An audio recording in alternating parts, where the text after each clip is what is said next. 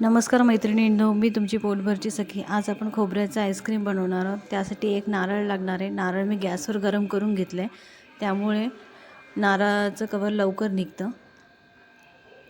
आपण नारळाचे आता साल काढून घेणार आहोत। साल कडक असते त्यामुळे लवकर निघत नाही ते। त्यानंतर खोबऱ्याचे तुकडे करून घेणार आहोत आपण।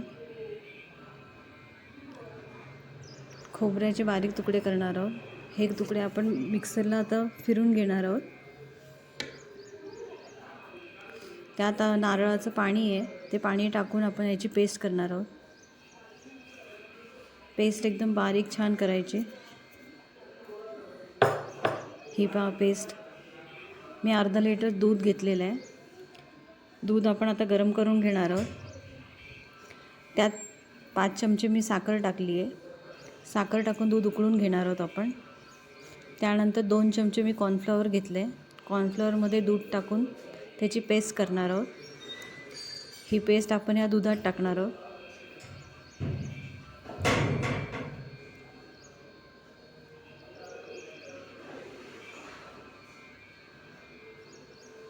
ही पेस्ट या दुधात टाकून आपण दुधाला शिजू देणार आहोत।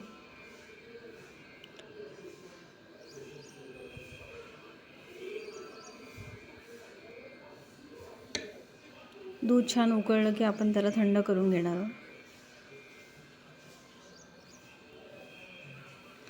थंड झालेलं दूध आता आपण एका डब्यामध्ये सेट करायला ठेवणार आहोत फ्रीजमध्ये 1-1.5 तासासाठी। हे पहा 1-1.5 तासात ते दूध असं झालं।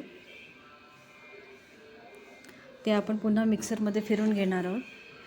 फिरल्यानंतर ते असं छान स्मूथ झालं। त्या दुधात नारळाची पेस्ट, 1 वाटी मलाई टाकून आपण हे मिक्सरला पुन्हा फिरवणार आहोत।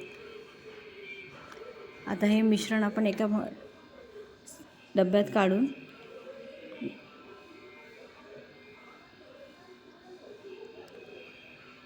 त्यावर इसेन्स टाकलं आहे थोडंसं। इसेन्समुळे त्याला छान फ्लेवर येईल। आता हे आईस्क्रीम आपण 7-8 तास फ्रीजमध्ये सेट करण्यासाठी ठेवणार आहोत।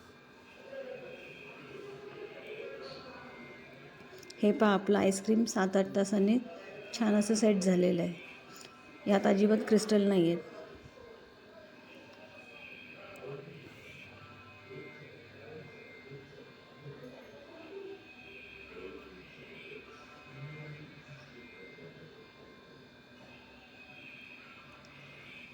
खायलाही खूप छान लागतं आहे आईस्क्रीम आणि सध्या ट्रेंडिंग चालू आहे।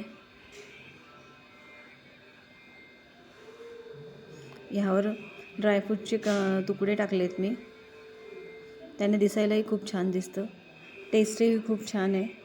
तुम्ही सर्वांनी आईस्क्रीम करून पहा। व्हिडिओ आवडल्यास लाईक, शेअर, सबस्क्राईब करा।